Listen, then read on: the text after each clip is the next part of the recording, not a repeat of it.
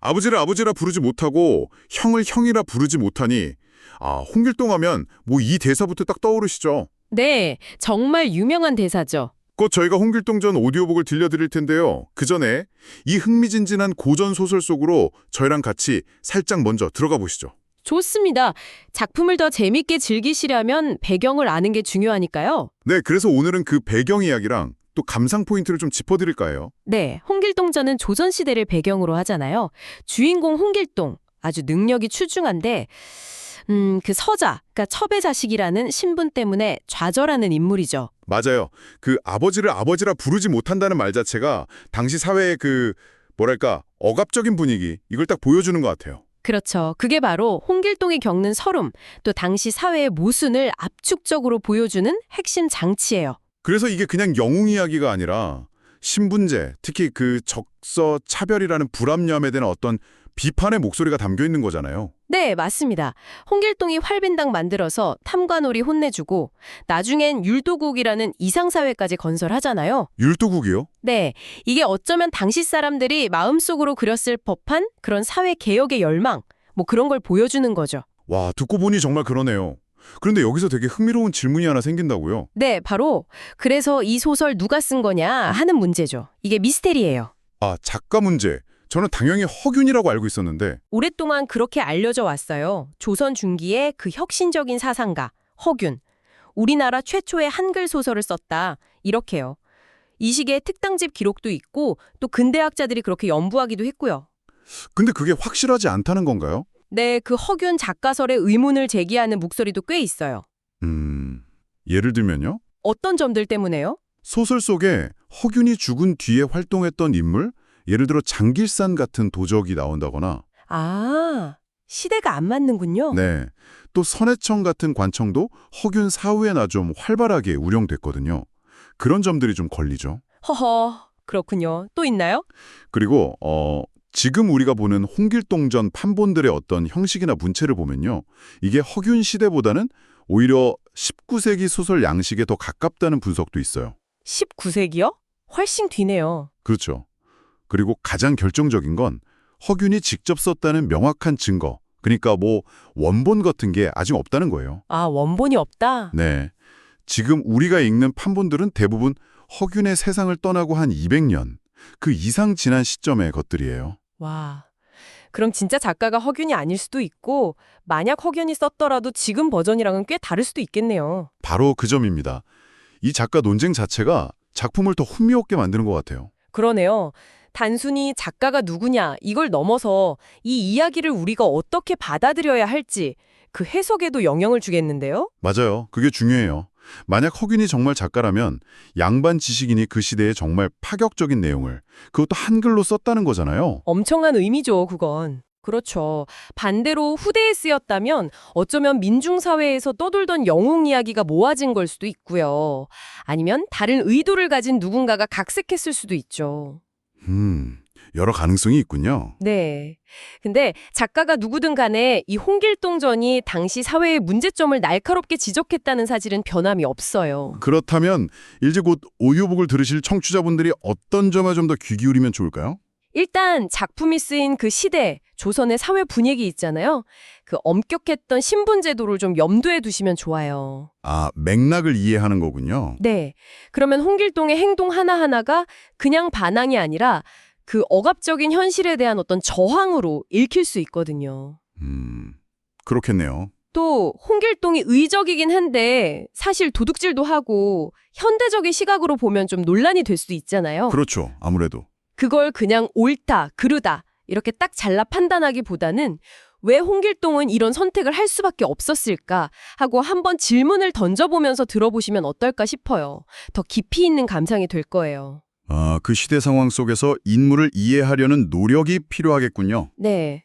그리고 무엇보다 중요한 점, 작가가 누구든 간에 당시 공식 문자였던 학문이 아니라 사람들이 언문이라고 좀 낮춰보던 한글로 쓰였다는 점, 이걸 꼭 기억해 주셨으면 해요. 아, 한글 소설이라는 점. 네, 지배층의 언어가 아닌 보통 사람들의 언어로 민중의 바람과 사회 비판 의식을 담아냈다는 거, 그 자체로 문학사적으로 정말 큰 의미가 있는 거죠. 와, 오늘 말씀을 듣고 보니 뭐랄까 사회정의나 불평등 문제에 관심 있는 분들, 네, 또 조선시대 역사나 문화가 궁금하신 분들, 그렇죠. 아니면 그냥 신분차별을 딛고 영웅이 되는 그런 이야기에 끌리는 분들이라면 홍길동전을 특히 더 흥미롭게 감상하실 수 있을 것 같아요. 정확합니다.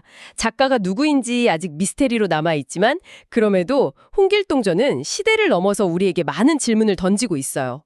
부조리한 세상에 맞선 한 인간의 외침으로 또 당시 사회를 비추는 거울로서 말이죠. 네, 이제 곧 생생한 오디오북으로 홍길동의 그 파란만장한 삶, 그리고 그가 꿈꿨던 세상을 만나보실 텐데요. 들으시면서 여러분도 한번 상상해 보시면 어떨까요?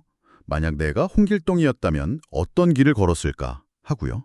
좋은 질문이네요. 자, 그럼 즐거운 감상 시간 되시길 바랍니다. 내 이름조차 부를 수 없던 세상에서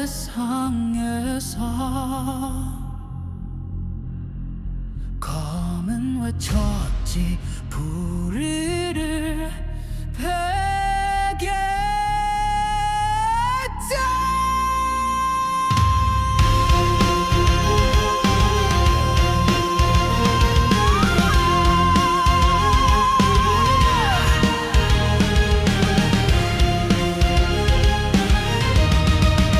서자라는 낙인 그게 나의 죄라면 정의조차 허락되지 않은 그 집안의 그림자 하지만 외면하지 않아 쓰러진 사람들의 눈을 내 가른 그들의 울음에 나를 세운다.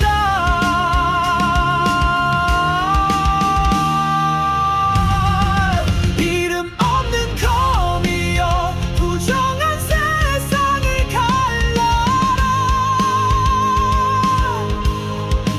나는 누구인가 그 목소리가 세상을 흔든다. 사라져도 좋다. 그대가 웃는다면 도적이라 불러도 나는 아버지를 원망치 않아. 하늘이 무너져도 백성은 살아야 하니까. 용기란 칼이 아냐 두려움에도 나가는 맘이 세상이 끝이라 해도 정의는 멈추지 않아. 이름 없는 검이여 다시 빛을 향해 달려라. 홍길동이라 그 이름은 바람이 되어 불꽃처럼 번져 세상을 다시 쓴다. 부르지 못한 이름 이제 모두 네가 기억하리.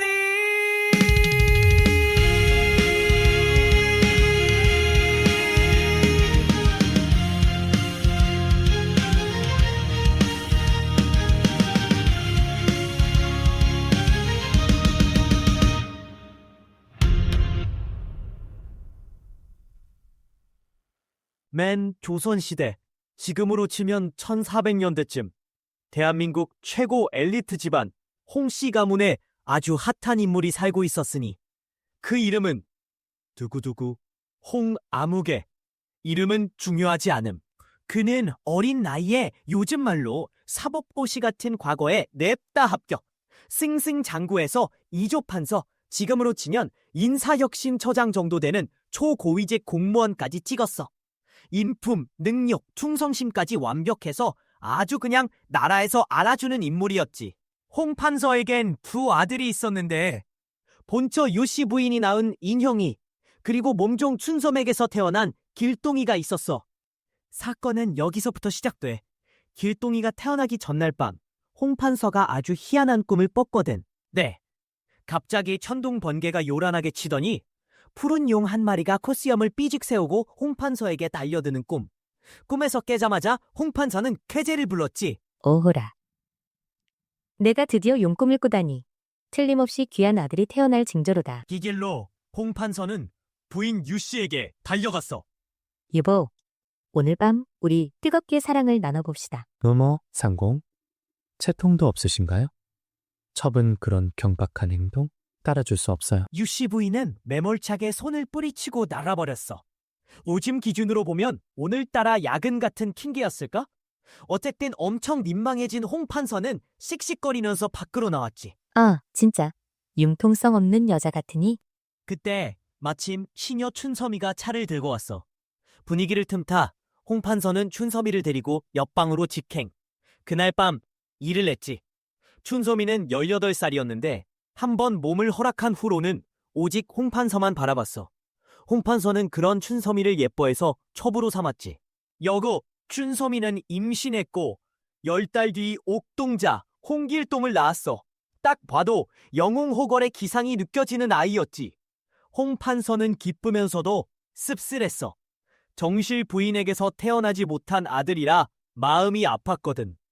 길동이는 쑥쑥 자라서 8살이 되었는데 머리가 어찌나 좋은지 하나를 가르치면 열을 아는 천지였어. 홍판서는 길동이를 예뻐했지만 천한 첩의 자식이라 함부로 대할 수 없었지. 길동이가 아버지나 형이라고 부르려고 하면 두어령이 떨어졌어.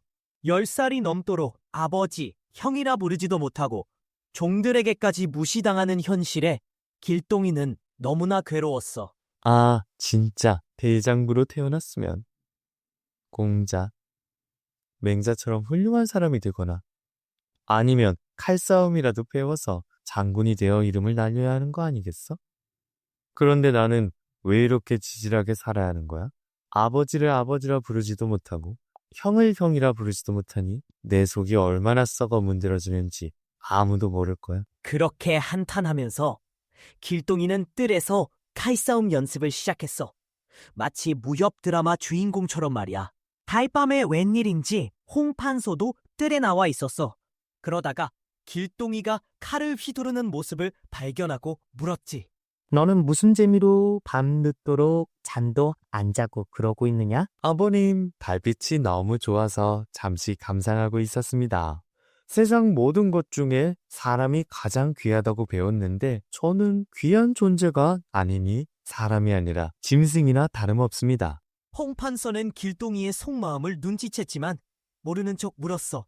니에넘, 무슨 뚱딴지 같은 소리를 하는 게냐? 제가 평생 서러워하는 것은 아버님의 정기를 받아 사내로 태어나 길러주신 은혜를 입고도 아버지를 아버지라 부르지 못하고 형을 형이라 부르지 못하니 어찌 사람이라 할 수 있겠습니까? 네, 길동이는 눈물을 뚝뚝 흘리면서 옷소매를 적셨어. 홍판서는 안쓰러웠지만 길동이 기고만장해질까봐 걱정돼서 호통을 쳤지. 재상 집안의 천한 몸종 자식이 너 하나뿐이냐? 어찌 그리 건방지게 구느냐? 다시는 그런 말도 안 되는 소리 하지 마라. 내 눈에 띄지도 말거라. 홍판서의 불호령에 길동이는 찍소리도 못하고 방으로 돌아와 이불을 뒤집어 쓰고 엉엉 울었어. 뛰어난 재능을 가지고 태어났지만 신분 때문에 억눌려 살아야 하는 자신의 처지가 너무나 슬펐던 거지. 그날 밤 길동이는 잠을 이루지 못했어. 챕터 2. 길동, 집을 나가기로 결심하다. 어느 날 길동이는 엄마 방으로 몰래 들어가 넋두리를 시작하는데 엄마, 유유, 제가 엄마 아들로 태어난 건 진짜 억만큼 줘도 안 바꿀 만큼 행복해요. 근데 제 신분이 이렇게 천하다니 진짜 너무 슬퍼요. 금수저 물고 태어난 애들은 떵떵거리면서 사는데 저는 숨만 쉬어도 죄 짓는 기분이에요. 이렇게 남들한테 멸시받고 살 수는 없어요. 아니, 갑자기 무슨 소리야. 너 말고도 집안에 천한 자식들이 얼마나 많은데 유독 너만 마음이 좁아서 엄마 속을 썩이니? 옛날에 장충이라는 분 아들 길산도 서자였지만 13살에 엄마 곁을 떠나 응몽산에 들어가 돌을 닦아서 이름을 날렸잖아요. 저도 그분처럼 속세 떠나서 멋지게 살 거예요. 그리고 솔직히 곡산댁 눈치 보여요? 아버님 사랑 뺏길까봐 우리 모자를 아주 그냥 왼수 보듯이 하잖아요. 이러다 큰일 날까봐 무서워요. 결국 길동 엄마도 아들의 굳은 결심에 눈물을 글썽거릴 수밖에 없었다. Chapter 3. 초란, 흑심을 품다. 참고로 곡산댁, 그러니까 초란은 원래 곡산 지역 기생 출신이었다. 홍판서 눈에 띄어 첩으로 들어왔는데 성격이 아주 드세고 자기 심기에 조금이라도 거슬리면 바로 판서에게 꼰지르는 스타일이라 집안의 풍파가 끊이질 않았다.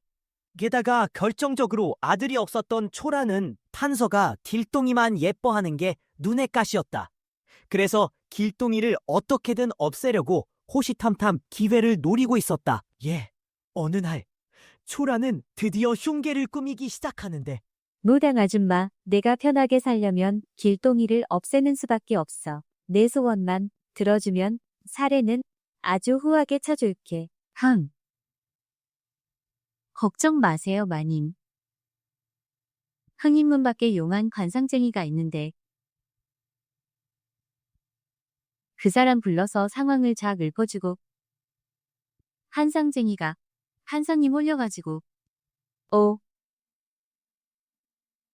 그거 완전 꿀팁이잖아. 당장은 50냥 현재 같이 약 500만 원 줄 테니 관상쟁이 데려와. 다음 날 홍판서가 부인과 함께 길동이 칭찬을 늘어놓으면서도 천한 신분을 안타까워하고 있을 때 웬 여자가 갑자기 나타나 아래채에서 인사를 했다. 미신데 여긴 무슨 일로? 저희는 지나가던 관상쟁이입니다요. 어쩌다 보니 나으리 댁까지 오게 되었구먼요. 홍판서는 길동이의 미래가 궁금했던 터라 얼른 길동이를 불러 관상을 보게 했다. 아이 도련님 관상을 보니 천고의 영웅이요. 일대의 호걸이 될 상입니다만. 다만 신분이 좀 걸리네요. 뭐 그거 빼곤 걱정할 게 없어 보입니다. 아니, 말을 하다 말고 왜 그래? 숨기는 거 있으면 솔직하게 말해봐. 아이고, 말씀드리긴 못하지만 도련님 이마에 왕의 기운이 서려 있습니다요. 장성하면 집안을 풍비박산 낼 상이니 나으리께선 부디 조심하셔야 할 겁니다. 홍판서는 그 말을 듣고 충격에 휩싸여 한동안 아무 말도 못했다. 사람 팔자는 어쩔 수 없는 건가? 아무튼 오늘 일은 절대 발설하지 마시오. 사고 홍판서는 길동이를 산속 별채에 격리시키고 일거수일투족을 감시하기 시작했다. 길동이는 서름에 북받쳤지만 꾹 참고 병법서와 천문지리를 공부하며 때를 기다렸다. 저놈이 워낙 똑똑해서 혹시라도 딴 마음이라도 품으면 관상쟁이 말대로 될 텐데 어찌해야 하나? 이때 초라는 무당, 관상쟁이와 짜고 판서를 겁준 뒤 길동이를 없애기로 마음먹고 거금을 들여 자객을 매수하는데 그의 이름은 특지였다. 며칠 전 점쟁이 여자가 귀신같이 앞날을 알아맞히자 초라는 길동을 제거할 계획을 서두름하고 재촉하고 판서는 그 말을 듣고 불안해하며 밤잠을 설친다. 며칠 전에 그 점쟁이 여자가 귀신처럼 알아맞히는 거 보니까 길동이 일을 어떻게 처리해야 할지 걱정되네. 나도 솔직히 좀 무섭고 불안하니까 빨리 없애는 게 좋을 것 같은데. 또 했어? 이 일은 내가 알아서 할 테니까 너는 쓸데없이 참견하지 마.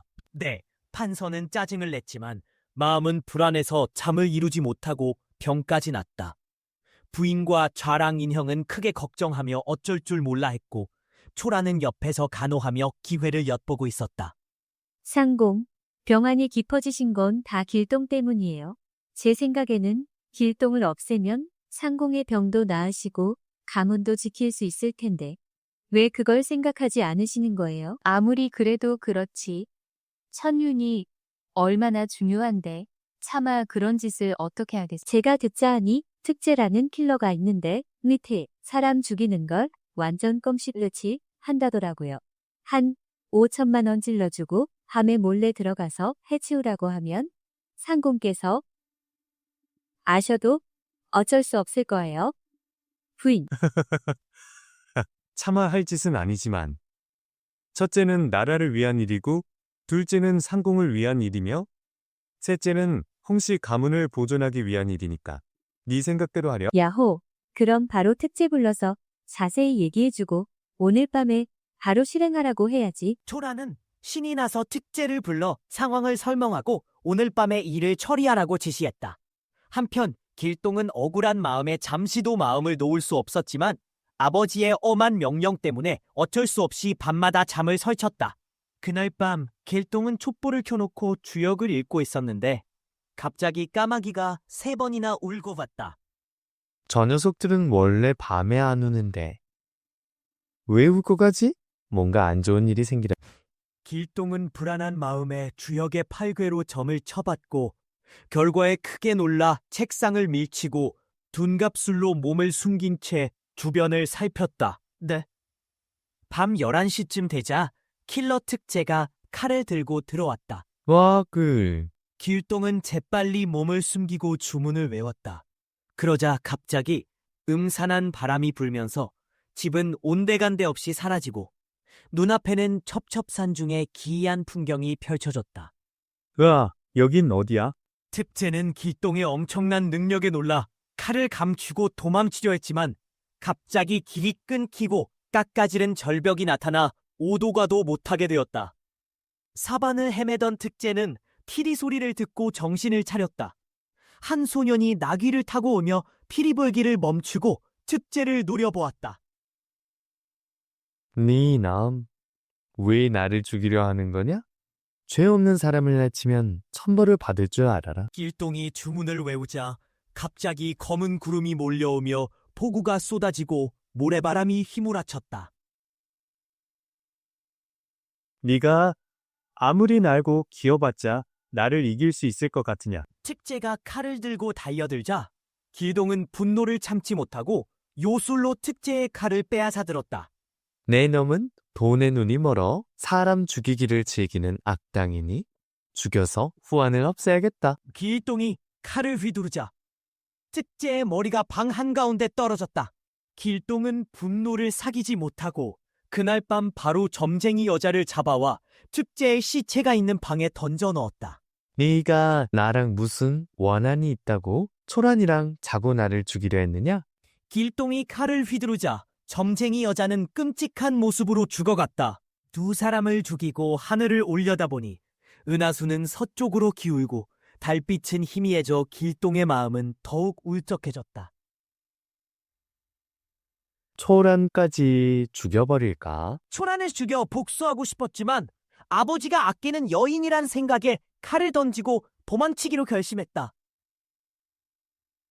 점쟁이의 예언에 불안감을 느낀 판서는 초란의 부추김에 킬러를 고용해 길동을 제거하려 하지만 도리어 길동의 능력에 의해 킬러와 점쟁이가 죽임을 당하고 길동은 복수를 고민하다 결국 집을 떠나기로 결심한다. Chapter 3 방황하는 홍길동. 결심을 굳힌 길동. 드디어 아버지 홍판서에게 작별 인사를 구하러 그의 침소로 향하는. 거기 누구냐? 늦은 밤에 웬 그림자 길동이 아니야? 이 야밤에 웬일? 아버님, 불효자식 길동이 옵니다. 그동안 키워주신 은혜 정말 갚고 싶었습니다. 하지만 집안에 저를 모함하는 자가 있어 목숨을 부지하기 어려워졌습니다. 어쩔 수 없이 아버님 곁을 떠나기로 결심했습니다. 아니, 갑자기 무슨 소리냐? 어린 녀석이 집을 나가다니 어딜 가겠다는. 박야우 오면 아시게 될 겁니다. 제 신세는 뜬구름 같아요. 아버님께 버려진 자식이 갈 곳이 어디 있겠습니까? 길동은 북받치는 서름에 말을 잇지 못하고 눈물만 뚝뚝 흘렸다. 그런 길동을 보니 홍판서도 마음이 아팠다. 네 마음속 깊은 원한, 내가 짐작 못하는 건 아니다. 이제부터라도 나를 아버지라 부르고 형들을 형이라 불러라. 내가 허락한다. 아버님, 제 간절한 소원을 들어주시니 죽어도 여한이 없습니다. 부디 오래오래 건강하십시오. 길동은 절을 하고 떠나려 했지만 홍판서는 붙잡지 못하고 그의 앞날을 걱정할 뿐이었다.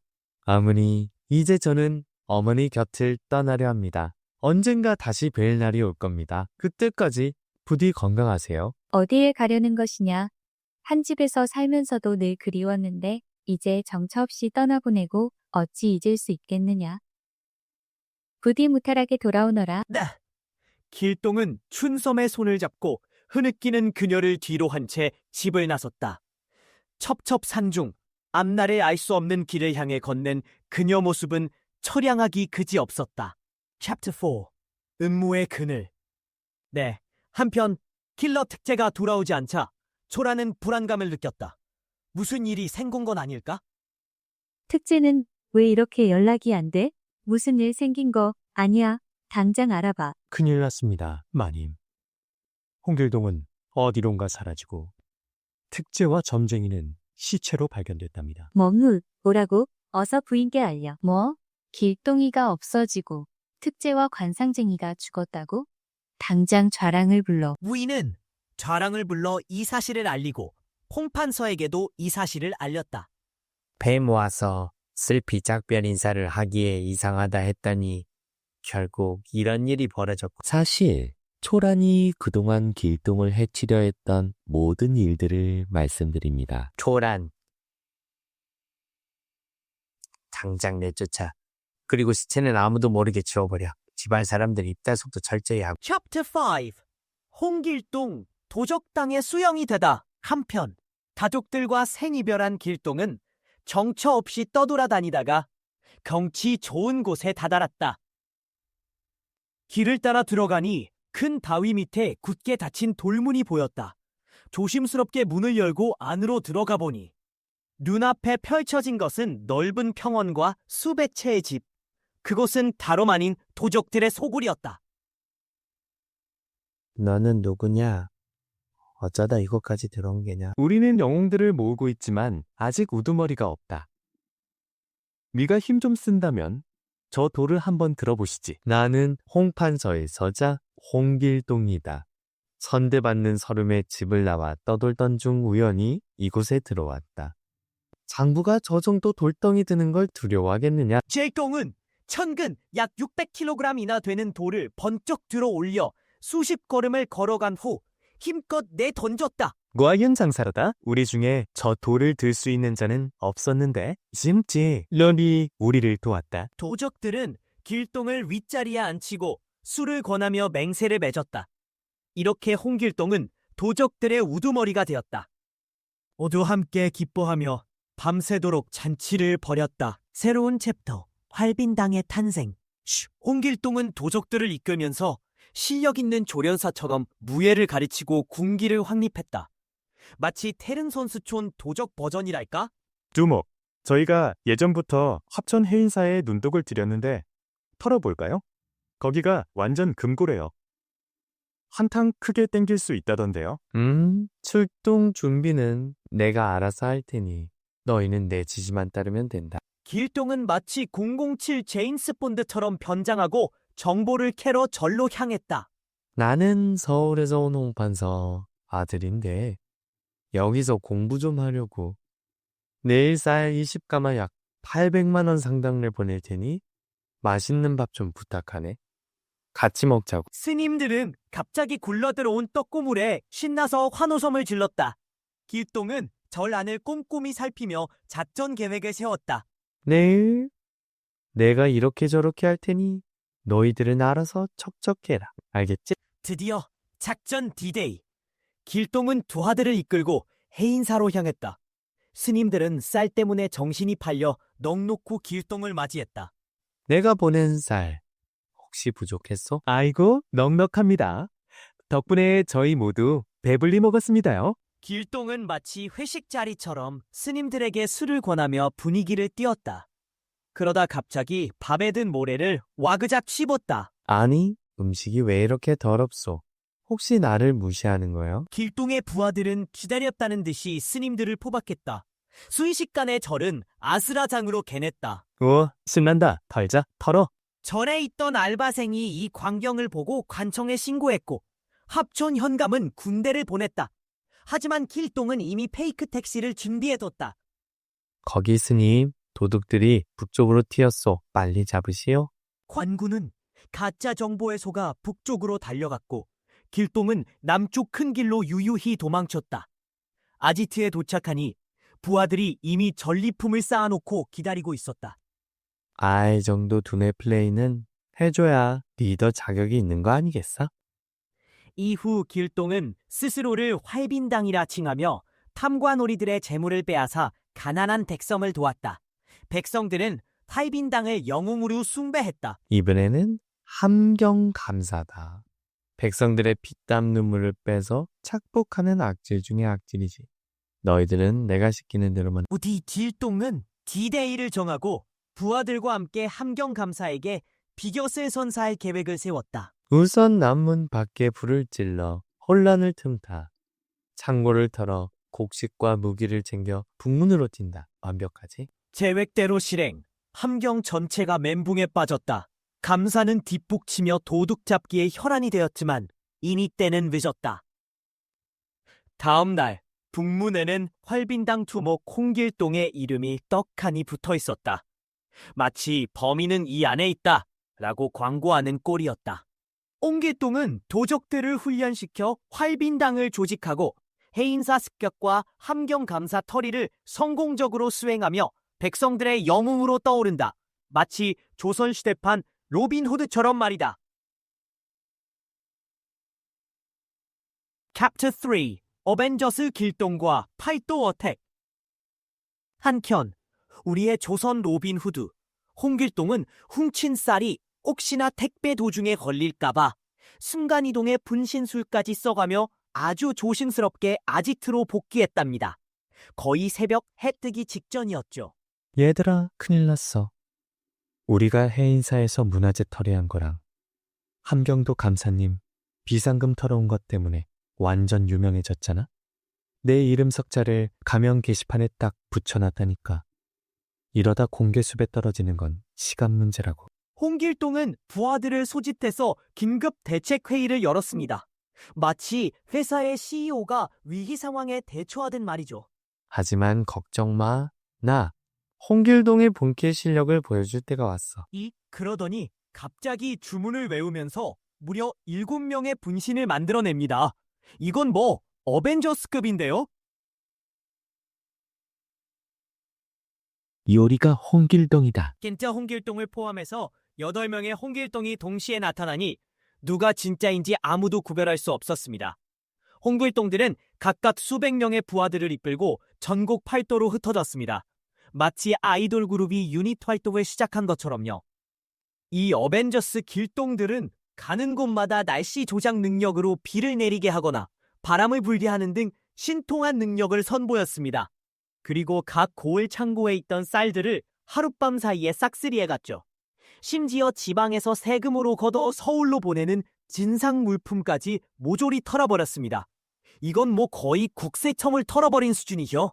팔도의 각 고을은 그야말로 멘붕 상태에 빠졌습니다. 밤에는 도둑 때문에 잠도 못 자고 낮에는 무서워서 길거리에 나다니지도 못하게 되었죠. 네, 결국 각 지방 감사들이 SOS 군문을 왕에게 보냈습니다. 내용은 대략 이랬습니다. 웬 홍길동이라는 듣도 보도 못한 빌런이 나타나서 초능력 같은 걸로 세금을 훔쳐가고 서울로 가는 조복 물품까지 다 뺏어가니 나라 꼴이 말이 아닙니다. 제발 포도청에 명령해서 빨리 잡아주세요. 임금은 보고서에 완전 깜짝 놀랐습니다. 아니, 아예 홍길동이라는 도적놈은 치우가 환생이라도 한 건가? 아무리 신기한 놈이라도 어떻게 한 명이 팔도에서 동시에 도둑질을 할 수 있단 말이냐. 이건 분명히 특수수사가 필요한 사건이다. 잡보장이랑 우포장? 이때 우포장 이흡이 나서서 말했습니다. 제가 비록 능력캐는 아니지만 저 홍길동 반드시 잡아오겠습니다. 좌포장이랑 우포장이 동시에 출동할 필요는 없지 않습니까? 임금은 이흡의 패기에 감탄하며 즉시 출동 명령을 내렸습니다. 이읍은 수많은 부하들을 이끌고 출발하면서 각자 흩어져 잠복한 뒤 문경에서 다시 만나기로 약속했습니다. 마치 첩보 영화의 한 장면 같군요. 이흡은 몇몇 포졸들과 함께 평범한 입차림으로 변장하고 다녔습니다. 마치 암행어사 같은 모습이었죠. 그러던 어느 날, 날이 저물어 한 주막에 들러 쉬고 있었는데 갑자기 어떤 소년이 나귀를 타고 들어와 인사를 했습니다. 어서 오게. 네. 포장이 인사를 받자 소년은 갑자기 한숨을 쉬면서 말했습니다. 온 세상이 임금님 땅이고 모든 백성이 임금님 신하인데 제가 비록 시골에 있지만 나라를 걱정하고 있습니다. 포장은 일부러 놀라는 척하며 물었습니다. 그게 무슨 말이요? 지금 홍길동이라는 도둑놈 때문에 온 나라가 시끄러운데 왜 아무도 그놈을 잡지 못하는 겁니까? 정말 답답해 죽겠습니다. 포장은 속으로 드디어 떡밥이 왔다 라고 생각하며 소년에게 제안했습니다. 그대는 덩치도 좋고 말하는 것도 정의로우니 나와 함께 그 도둑을 잡는 게 어떻겠소? 저도 홍길동을 잡고 싶었지만 같이 할 용감한 사람을 못 만나서 그냥 있었는데 드디어 나타나셨군요. 그런데 실력이 어느 정도인지 먼저 테스트해 봐야겠습니다. 소년은 갑자기 험악한 표정으로 포장을 데리고 한적한 곳으로 향했습니다. 소년은 높은 바위 위에 올라앉더니 포장에게 말했습니다. 있는 힘껏 발로 저를 걷어차서 떨어뜨려 보세요. 양! 그러더니 갑자기 낭떠러지 끝에 아슬아슬하게 걸터 앉았습니다. 포장은 속으로 생각했습니다. 아무리 힘이 센 놈이라도 저렇게 낭떠러지에 앉아있는데 발로 차면 당연히 떨어지겠지. 조장은 있는 힘껏 온 힘을 다해 소년을 걷어찼습니다. 바로 그 순간 소년이 갑자기 몸을 돌려 앉으며 말했습니다. 당신 진짜 힘이 장사시네요. 지금까지 많은 사람들을 시험해 봤지만 저를 이렇게나 휘청거리게 만든 사람은 당신이 처음입니다. 방금 발차기에 오장이 뻐근하네요. 홍길동은 분신술로 팔도에서 동시다발적인 활빙활빙을 펼치고 조정에서는 우포장 이흡이 홍길동을 잡기 위해 나섰다가 미끼를 물고 정체를 숨긴 홍길동에게 오히려 힘을 시험당하는 상황에 놓인다. 그대가 나를 따라오면 홍길동을 잡을 것이요. 나 더 보지 마. 그리고 들어갔다. 나도 맷집 하나는 자신 있는데 저 녀석 힘은 진짜 장난 아니잖아. 그래도 여기까지 온 거 설마 저 꼬맹이 혼자서 날려먹이겠어? 이흡은 그렇게 생각하며 소년을 따라갔다. 그러자 갑자기 소년이 휙 돌아서더니 여기가 바로 홍길동 아지트다. 내가 먼저 들어가서 정찰할 테니 여기서 잠깐만 기다려. 소년은 마치 5분 대기조라도 되는 듯 잽싸게 사라졌다. 이흡은 왠지 찜찜했지만 속으로 빨리 잡기나 해 하면서 엉덩이를 툭툭 털고 앉아 있었다. 그런데 잠시 후 갑자기 요란한 함성 소리가 계곡에서부터 울려 퍼지기 시작했다. 뭐? 이흡은 꼼짝 마라. 수십 명의 군졸들이 우르르 몰려와 이흡을 순식간에 포위했다. 이흡이 도망치려고 했지만 역부족이었다. 군졸들은 이흡을 꽁꽁 묶어 꼼짝 못하게 만들고 호통쳤다. 네 놈이 허도대장 이흡이냐? 우리는 염라대왕님의 특명을 받고 너를 잡으러 왔. 군졸들은 쇠사슬로 이흡의 목을 올가매고 폭풍처럼 몰아갔다. 이흡은 혼이 쏙 빠져 어쩔 줄 몰라 했다. 한참을 끌려간 끝에 군졸들은 이흡을 억지로 꿇어앉혔다. 야, 여기가 어디요? 이흡이 정신을 차리고 주변을 둘러보니 으리으리한 궁궐이 눈앞에 펼쳐져 있었다. 수많은 무시무시한 장군들이 도열해 있고 옥좌에는 위험 넘치는 임금이 앉아 이흡을 노려보고 있었다. 니놈, 감히 홍 장군을 잡으려 하다니. 널 당장 지옥에 쳐넣어버리겠다. 저는 그냥 평범한 인간일 뿐입니다요.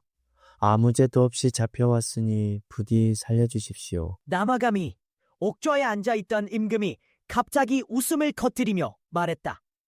아이 사람아, 정신 똑바로 차리고 내 얼굴 다시 보거라. 내가 바로 활빈당 두목 홍길동이다. 네 녀석의 용기와 실력이 얼마나 대단한지 시험해 보려고 어제 푸른 도포 입은 소년으로 변장해서 너를 이곳으로 데려온 것이다. 어떠냐? 내 위험에 졸았느냐? 홍길동은 부하들에게 명령해 이흡의 포박을 풀게 했다. 그리고는 이흡을 마루에 앉히고 술을 권하며 말했다.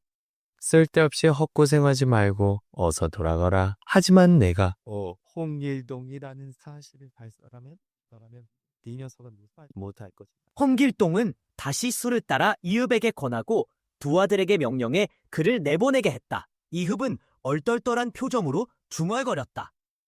이게 꿈이야 생시야? 내가 어쩌다 여기까지. 홍길동 진짜 대단하네. 이흡은 홍길동의 신통력에 혀를 내두르며 자리에서 일어섰다. 그런데 갑자기 팔다리가 마비된 것처럼 꼼짝도 할 수 없었다. 이상한 기분에 정신을 집중해보니 웬걸 자신이 커다란 가죽 부대 속에 갇혀 있는 게 아닌가. 간신히 몸을 비틀어 부대를 찢고 밖으로 나왔다. 주변을 둘러보니 똑같은 가죽 부대가 2개 더 나무에 매달려 있었다.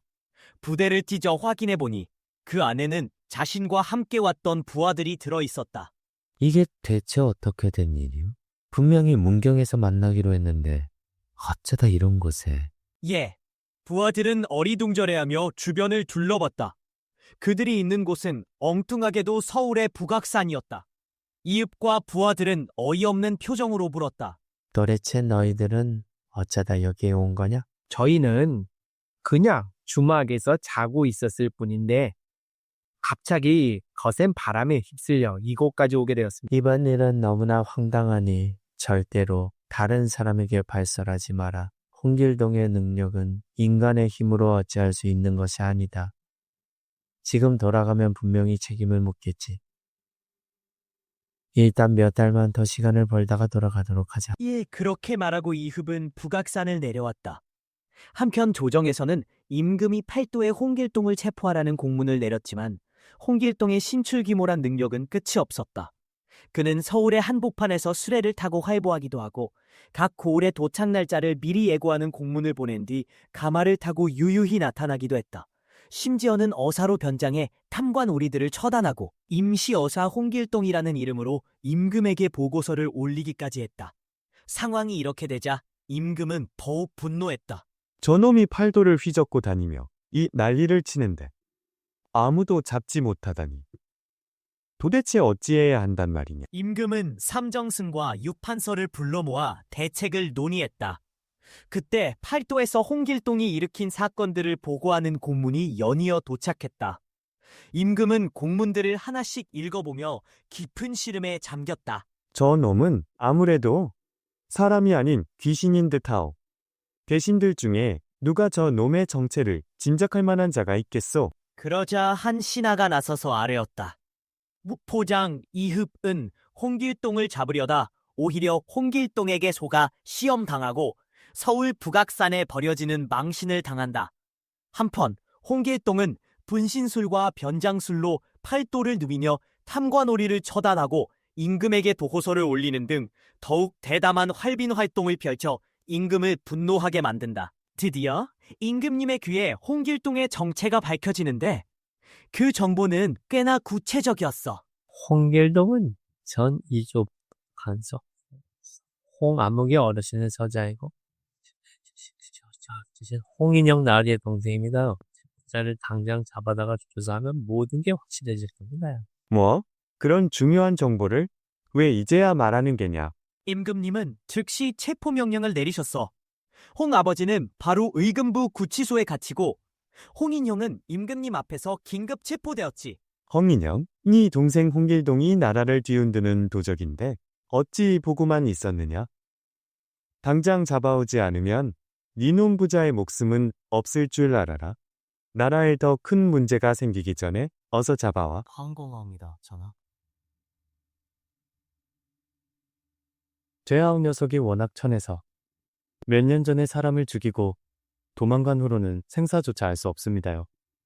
아버님도 그 일 때문에 몸져 누우셔서 거의 돌아가실 지경입니다요. 길동 그놈이 폐하께 근심을 드렸으니 10,000번 죽어도 쌉니다요. 부디 아버님만이라도 용서해 주셔서 집에서 편히 쉴 수 있게 해 주신다면 제가 목숨을 걸고라. 임금님은 홍인영의 사정을 듣고 마음이 조금 누그러졌어. 홍 아버지는 석방시키고 홍인영에게는 아주 특별한 미션을 내렸지. 검인영, 너를 경상감사, 지금으로 치면 경상남도 도지사로 임명하겠다. 하지만 조건이 있다. 1년 안에 홍길동을 잡아오지 못하면 도지사 자격은 없는 걸로 알겠다. 어서 가서 잡아오도록. 성은이 망극하옵니다. 폐하. 홍인영은 감사의 인사를 올리고 즉시 경상도로 떠났어. 도지사 취임하자마자 그는 모든 고을에 특별 공고문을 붙였지. 내용은 홍길동을 회유하는 것이었어. 그런데 홍길동 너는 임금과 부모의 명을 즉 5가지 도리다. 오륜을 지켜야 인의의 질을 알 수 있는 법. 그런데 홍길동 너는 임금과 부모의 명을 거역했으니 이는 불충불여 세상에 용납될 수 없는 짓이다. 나의 아우길동아, 너도 알겠지만 네 때문에 아버지는 병까지 얻으셨고 임금님도 크게 걱정하신다. 네 죄는 하늘을 찌르듯 높더. 그래서 나를 특별히 경상도 도지사로 임명하시어. 네. 홍인영은 공고문을 붙인 후 홍길동이 자수하기만을 기다리며 업무는 뒷전이었지. 그러던 어느 날 한 소년이 나타나는데 공비문을 붙인 후 홍길동이 자수하기만을 기다리며 업무는 뒷전이었지. 도지사님. 나귀를 탄 소년이 하인 수십 명을 거느리고 와서 뵙기를 청하고 있습니다요. 드려라. 효용이 소년이 성큼성큼 들어와 도지사실에서 홍인영에게 인사를 했어. 홍인영은 눈을 크게 뜨고 소년을 샅샅이 훑어봤지. 그랬더니 글쎄, 그토록 기다리던 홍길동이었던 거야. 홍인영은 기쁨과 놀라움에 휩싸여 주변 사람들을 모두 내보내고 홍길동의 손을 잡고 엉엉 울기 시작했어. 길동아. 네가 집을 나간 후로 생사도 몰라서 아버님은 병까지 얻으셨다. 너는 어찌 이리 불효를 저지르느냐? 게다가 나라에 큰 근심을 안기다니. 도둑질이나 하고 다니고 도대체 무슨 생각으로 불충불효를 저지르고 세상을 어지럽히는 것이냐? 임금님께서 노하셔서 나에게 너를 잡아들이라고 하셨다. 어쩔 수 없는 일이니 어서 서울로 올라가서 벌을 받도록 해라. 홍인영은 눈물을 펑펑 쏟아냈어. 홍길동은 고개를 숙이고 조용히 말했지. 형님, 제가 여기에 온 이유는 아버님과 형님을 위험에서 구하기 위해서입니다.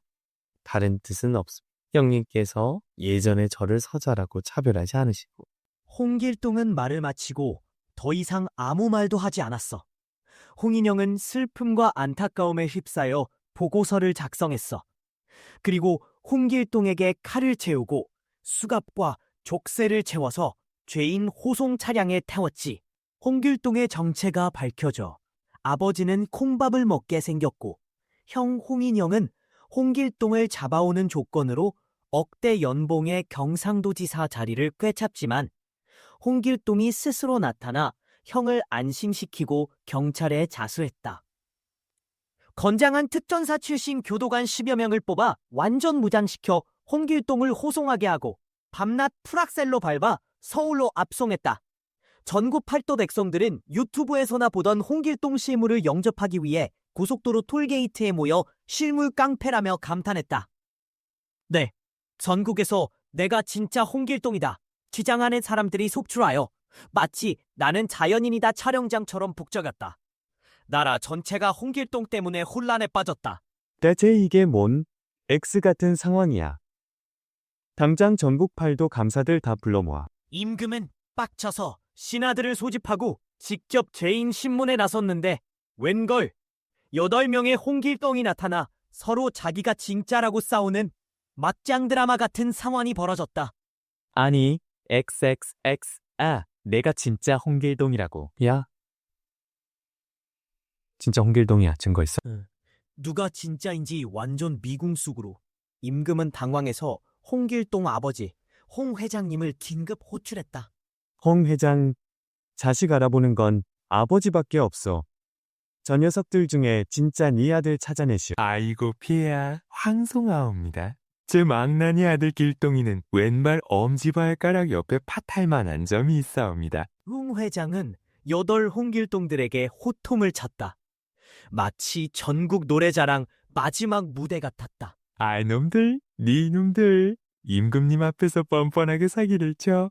당장이라도 몽둥이로 쳐주게 하지만 널 차마 그럴 수가 없다. 홍 회장은 갑자기 피를 토하며 쓰러졌다. 완전 겨울연가 배용준 뺨치는 연기였다. 아니, 홍 회장. 어서 용한 의원을 불러. 8명의 가짜 홍길동들은 갑자기 눈물을 글썽이며 주머니에서 비상용 솔표 위청수를 꺼내 홍 회장 입에 넣어드렸다. 그랬더니 홍 회장이 거짓말처럼 깨어났다. 폐하. 아버님께서는 나라에 큰 은혜를 입으셨는데 자기가 아니 몹쓸 짓을 하겠습니까? 자기는 천한 몸에서 태어나 아버지라 보지 못하고 형을 형이라 부르지 못하는 서름에 뛰쳐나와 도둑이 되었어. 홍길동들은 이어폰을 빼고 미리 준비한 힙합 비트에 맞춰 랩을 쏟아냈다. 백성은 건드리지 않았어. 탐관오리 그 XX 돈만 털었어. 이제 10년 뒤 우리는 이미 갈 거야.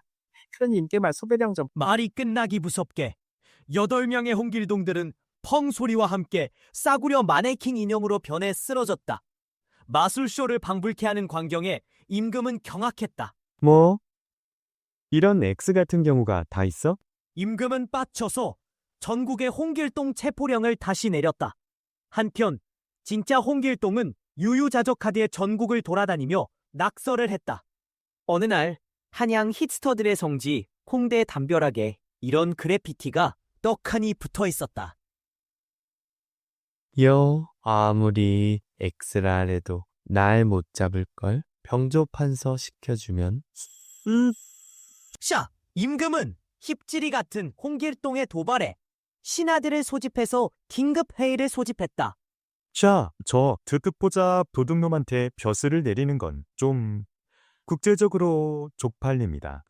일리 있건. 임금은 결국 홍길동 취업 제안을 거절하고 경상도 감사에게 홍길동 검거 명령을 다시 내렸다.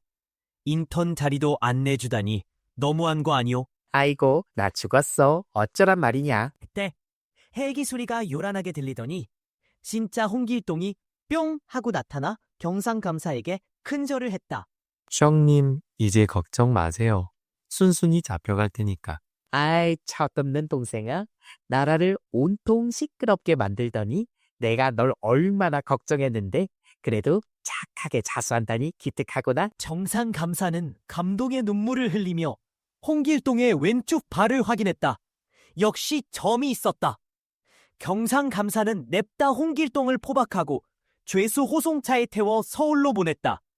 마치 007 영화를 찍는 것 같았다. 서울로 압송되는 동안 홍길동은 근손실이 올까봐 호송차 안에서 틈틈이 푸시업을 했다. 며칠 후 드디어 서울 도착. 그런데 웬걸? 홍길동이 람보처럼 포승줄을 끊고 차를 비시더니 슈퍼맨처럼 하늘로 날아올라 유유히 사라지는 것이 아닌가? 교두관들은 넋 놓고 하늘만 바라봤다.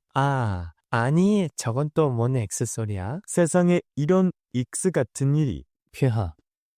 홍길동이 병조판서 시켜달라고 땡깡 부리는 이유가 있을 겁니다.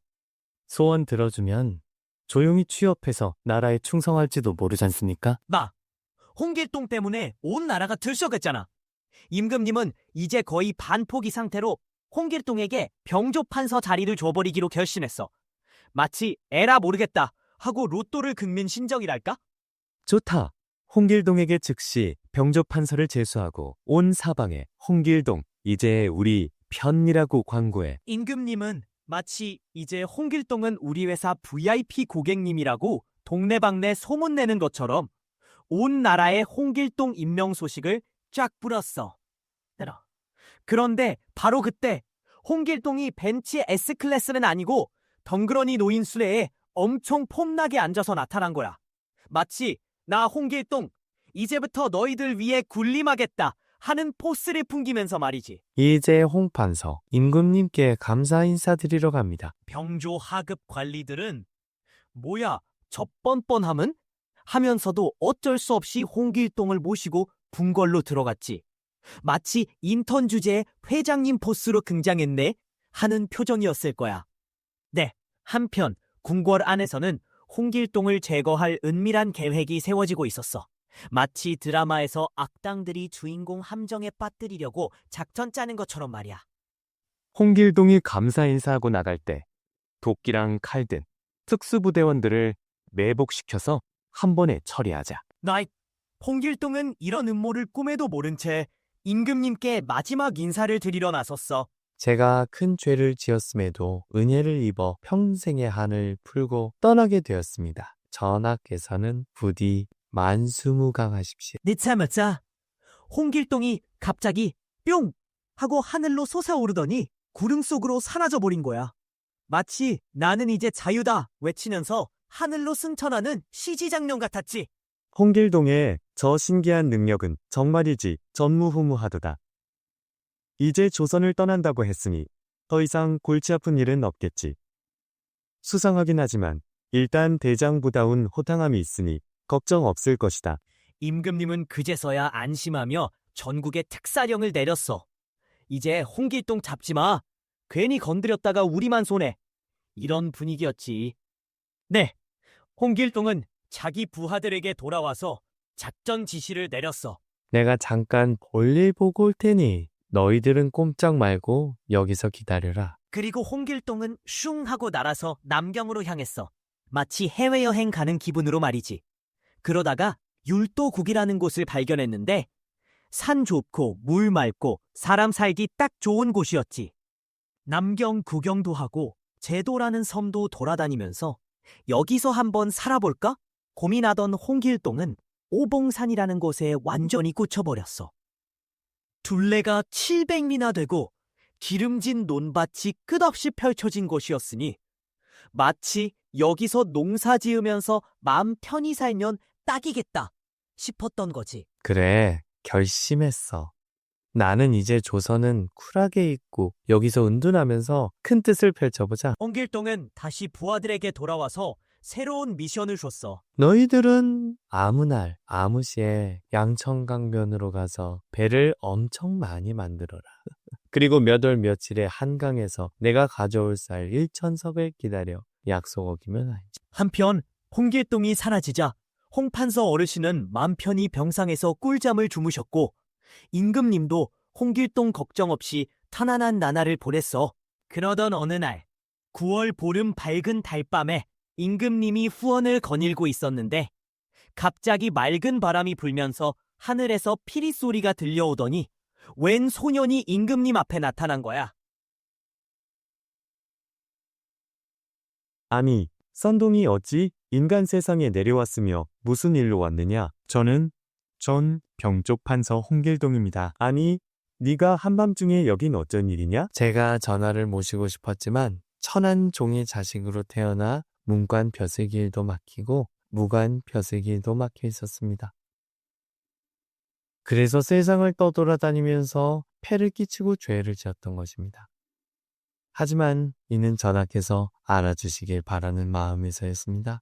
부디 만수무강하십시오. 홍길동은 말을 마치자마자 슝 하고 하늘로 날아갔어. 마치 슈퍼맨처럼 말이지. 임금님은 홍길동의 재주에 감탄하면서도 씁쓸했지. 그 후로 홍길동의 소란은 싹 사라지고 나라는 태평성대를 맞이했대. 마치 드디어 악당 물리치고 해피엔딩 하는 영화처럼 말이야. 홍길동은 조선을 떠나 제도라는 섬으로 가서 수천 채의 집을 짓고 농사도 짓고 군사훈련도 만들고 완벽한 자급자족 시스템을 구축했어. 마치 나 혼자 산다 캐종 보스 버전이랄까?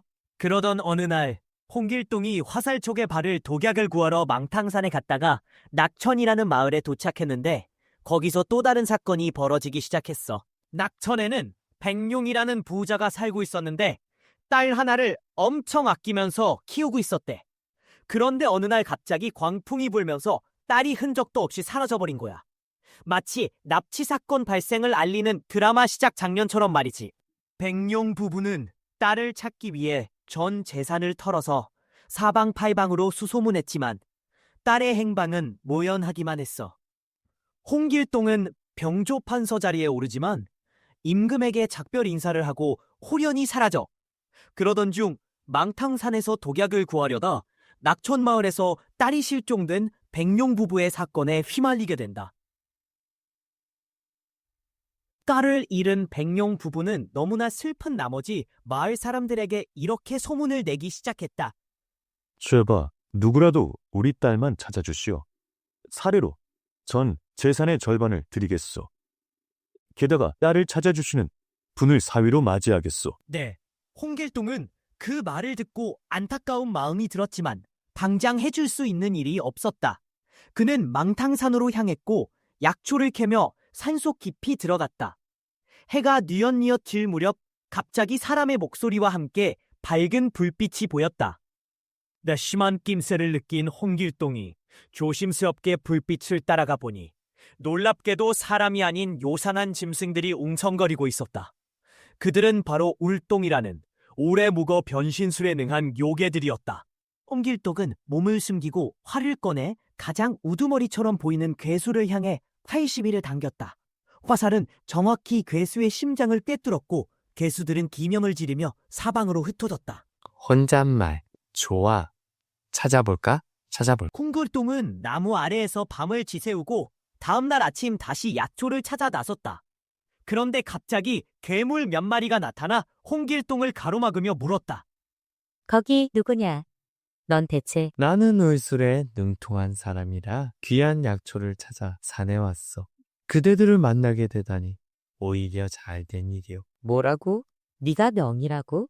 우리 왕께서 며칠 전 새로운 부인을 맞이하고 잔치를 벌이다가 갑자기 하늘에서 떨어진 살기운이 안 좋은 것을 맞고 병세가 아주 위중하시다. 네가 정말 명이라면 귀한 약으로 우리 왕의 병을 고쳐주면 큰 상을 내리겠다. 속마.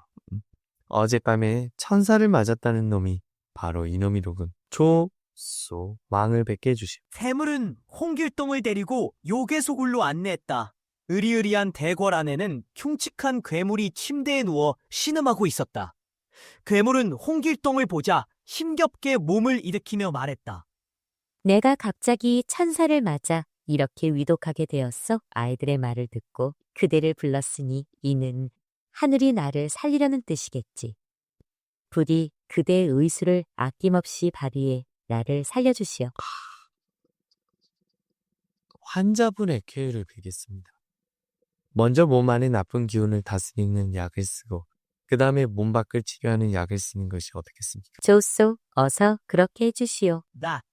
홍길동은 약주머니에서 독약을 꺼내 따뜻한 물에 풀어서 괴물에게 먹였다. 괴물은 잠시 후 비명 횡사했고 그러자 모든 요괴들이 달려들어 홍길동에게 달려들었다. 홍길동은 재빨리 도수를 부려 요괴들을 정신없이 때려 눕혔다. 그때 갑자기 젊은 여자 둘이 달려와 애원했다. 저희는 요괴가 아니에요. 저희는 평범한 인간인데 요괴들에게 잡혀온 거예요. 제발 저희 목숨만이라도 살려주세요. 저희를 고향으로 돌려보내주세요. 백룡 부부의 딸을 찾아야 한다. 홍길동은 여자들에게 고향을 물었고 놀랍게도 한 명은 백룡의 딸, 다른 한 명은 조철의 딸이었다. 홍길동은 요괴들을 모두 없애고 두 여자를 구출하여 각각 부모에게 돌려보냈다. 딸을 되찾은 부모들은 너무나 기뻐하며 그 자리에서 홍길동을 사위로 맞이했다. 홍길동은 하루아침에 아내를 둘이나 얻게 된 것이다. 첫째 부인은 백씨, 둘째 부인은 조씨였다. 홍길동은 두 아내와 두 집안 식구들을 데리고 제도섬으로 향했다. 제도섬 사람들은 모두 기뻐하며 홍길동을 환영했다. 어느 날 홍길동은 밤하늘을 보다가 갑자기 눈물을 흘렸다. 주위 사람들이 그 이유를 묻자 홍길동은 탄식하며 말했다. 제가 하늘의 별을 보고 부모님의 건강을 짐작하건대 지금 아버지의 병세가 매우 위중하신 듯합니다. 하지만 제가 너무 멀리 떨어져 있어 어서 빨리 달려가지 못할까 걱정입니다. 홍길동의 슬픈 이야기에 주변 사람들도 모두 함께 슬퍼했다. 다음 날 홍길동은 월봉산에 들어가 명당 자리를 잡고 아버지의 장례를 미리 준비하기 시작했다. 그는 국왕의 능처럼 훌륭하게 성물을 만들게 했다. 그리고 큰 배 한 척을 준비시켜 부하들에게 조선의 서강, 강가로 몰고 가서 기다리라고 명령했다. 홍길동은 즉시 머리를 깎고 중의 모습으로 변장한 뒤 작은 배 한 척을 타고 조선으로 향했다. 한편 조선에서는 홍판서가 갑자기 병을 얻어 위독한 상태에 빠졌다. 홍판서는 부인과 인형을 불러 마지막 말을 전했다. 내가 죽어도 여한은 없지만 길동이의 생사를 알지 못하는 것이 가장 한스럽구나. 내가 살아있다면 반드시 돌아올 것이다. 그러니 적자와 서자를 차별하지 말고 길동이의 어머니를 잘 모시도록 하여라. 홍판서는 결국 숨을 거두었고 온 집안은 슬픔에 잠겼다. 장례를 치르려 했지만 묘자리를 구하지 못해 어려움을 겪고 있었다. 그러던 어느 날 문지기가 홍판서의 부인에게 알렸다. 마님, 이 어떤 스님 한 분이 오셔서 명전에 조문하겠다고 합니다. 홍판서의 부인은 이상하게 생각하며 스님을 안으로 모시라고 했다. 스님이 들어오자 갑자기 목 놓아 크게 울기 시작했다. 스님의 곡절을 알 리 없는 사람들은 서로 얼굴만 쳐다보며 어리둥절해했다. 홍길동은 아버지의 장례식에 스님으로 변장해서 나타났어. 이제 본격적으로 아버지의 마지막 길을 배웅할 시간이야. 상주님, 형님께서 어찌 아우를 못 알아보십니까? 아, 어떻게 된 일이지? 상주가 자세히 보니 진짜 홍길동이었어. 보자마자 울음이 터졌지? 길동아, 네가 어찌 된 일이냐? 그동안 어디 갔었던 거냐? 아버지께서 평소에 네 이야기만 하셨는데 이제 와서 어찌 자식의 도리를 다하겠... 산주는 길동의 손을 잡고 엉엉 울면서 집으로 들어갔어. 어머니와 춘섬에게도 드디어 홍길동을 보여줄 수 있게 된 거지. 어머니, 아우가 돌아왔습니다. 춘섬아, 네 난군이 왔어. 이 가족이 다시 만났으니 당연히 눈물바다가 되었겠지? 길동아, 일시모지, 이치격했지. 도련님, 지. 한바탕 울음이 지나간 후 인형이 길동에게 물었어. 그런데 네가 어쩌다가 중이 되어 다니는 것이냐? 제가 조선을 떠나 머리를 깎고 중이 되어 짓을, 그러니까 풍수지리를 배웠습니다. 이제 아버지를 위해 최고의 명당 자리를 찾아놨으니 어머니는 걱정 마십시오. 오호, 역시 내 아들. 이 재주가 기이하니 좋은 터를 구했다면 무슨 걱정이 있겠느냐? 다음 날 홍길동은 아버지의 시신을 운구하여 어머니를 모시고 서강 강변으로 갔어. 이미 배가 준비되어 있었지. 배는 화살처럼 빠르게 나아갔고 곧 수십 척의 배들이 기다리고 있는 곳에 도착했어. 사람들이 홍길동을 환영하며 호의했고 그 광경은 정말 대단했지. 어느덧 산 위에 도착했고 인형은 산세를 자세히 살펴보았어. 야, 산세가 정말 웅장하구나. 역시 길동이 이 지식이 대단하구나. 장례를 마치고 모두 홍길동의 집으로 돌아왔어. 백씨와 조씨는 시어머니와 시숙을 맞이했고 인형과 춘랑은 홍길동의 지식에 감탄했지. 춘섬 역시 홍길동이 늠름하게 자란 모습에 칭찬을 아끼지 않았어. 며칠 후 인형은 홍길동과 춘섬에게 작별 인사를 했어. 길동아, 춘섬아, 산소 잘 보살펴야 한다. 유카시. 네! 인형은 산소에 작별 인사를 하고 출발했어. 본국에 돌아오자마자 모부인에게 그동안의 일을 자세히 말씀드렸지. 부인은 이 모든 이야기가 너무나 신기하게 느껴졌어. 한편 홍길동은 아버지의 제사를 극진히 모시며 3년 3회 치렀어. 그리고는 모든 영웅들을 모아 무예를 연마하고 농업에 힘썼지.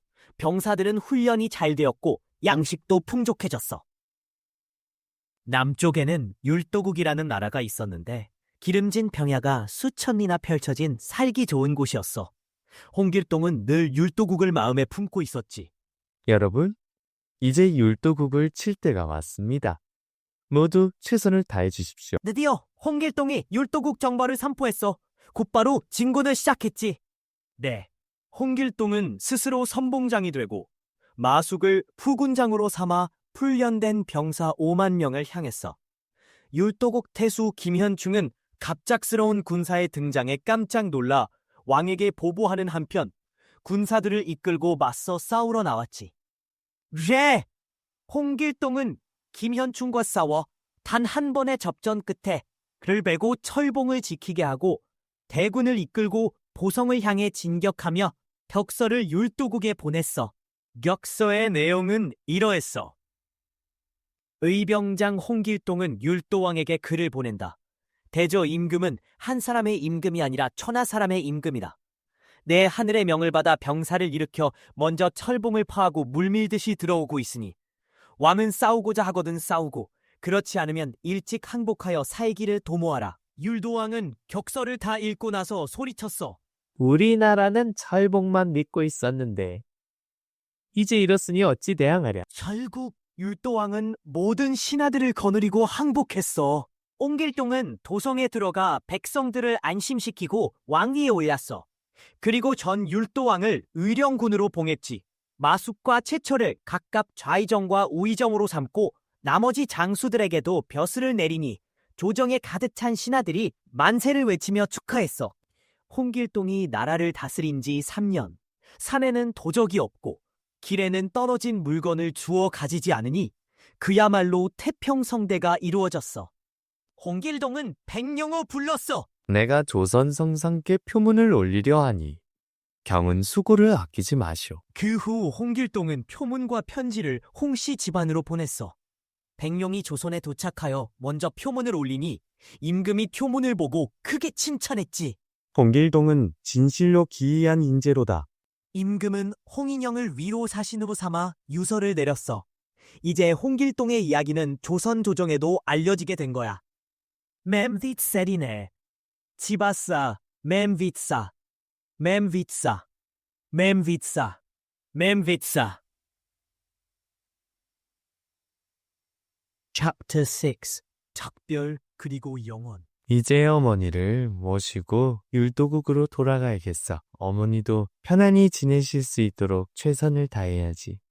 길동은 인영에게 임금과의 대화를 상세히 전했고 모부인은 율도국으로 향할 결심을 굳혔어. 마치 VIP 모녀가 해외여행 가는 것처럼 율도국행 티켓을 끊었지. 어머니, 먼 길 떠나시는 거 정말 괜찮으시겠어요? 나 인영은 걱정했지만 결국 모부인을 모시고 율도국으로 향했어. 마치 효녀 코스프레랄 긴 여정 끝에 율도국에 도착하자 홍길동은 그들을 따뜻하게 맞이했어. 마치 특급 호텔 스위트룸에 모신 것처럼 최고의 환대를 준비했지. 어머니, 인형, 율도국에 오신 것을 환영합니다. 이제 편안하게 지내세요. 홍길동은 어머니와 인형을 위해 성대한 연회를 베풀었어. 마치 미슐랭 3스타 레스토랑 풀코스 메뉴처럼 온갖 진귀한 음식들이 상에 가득했지. 하지만 행복도 잠시. 유씨 부인이 갑작스럽게 병을 얻어 세상을 떠났어. 마치 잘 나가던 드라마 주인공이 갑자기 하차하는 것처럼 안타까운 일이었지. 홍길동은 어머니를 선산에 고이 모셨어. 마치 최고급 납골당에 모신 것처럼 정성을 다했지. 그리고 인형은 홍길동에게 작별 인사를 하고 조선으로 돌아갔어. 이제 저는 돌아가야 할 것 같아요. 부디 건강하세요, 길동님. 인형이 조선으로 돌아와 임금에게 율도국에서의 일을 보고하자 임금은 모친 상을 위로하며 안타까워했어. 마치 회사 임원이 직원 부모님께 조의금을 전달하는 모습이었지. 그 후 율도왕 홍길동은 3년상을 치렀고 그의 부인인 대비 역시 세상을 떠나 선산에 묻혔어. 마치 왕과 왕비의 로열 패밀리 무덤처럼 웅장하게 꾸며졌지.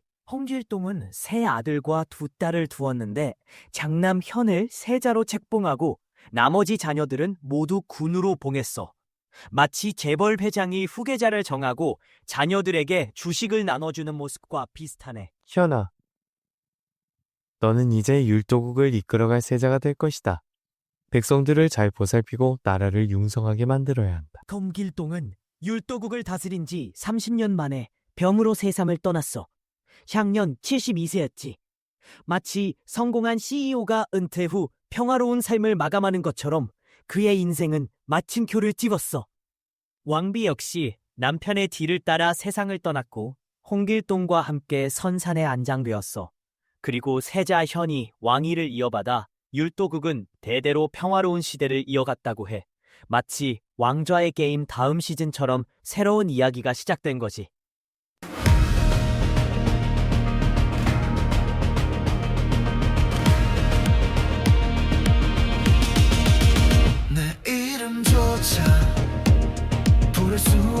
세상에서 검은 외쳤지 불의를 뺏겠다. 서자란 낙인 그게 나의 죄라면 정의조차 허락되지 않는 그 집안의 그림자. 하지만 외면하지 않아 쓰러진 사람들의 눈을 내 칼은 그들의 울음에 나를 세운다. 이름 없는 검이여 부정한 세상을 갈라라. 나는 누구인가 그 목소리가 세상을 흔든다. 사라져도 좋다 그대가 웃는다면. 도적이라 불러도 나는 아버지를 원망치 않아. 하늘이 무너져도 백성은 살아야 하니까.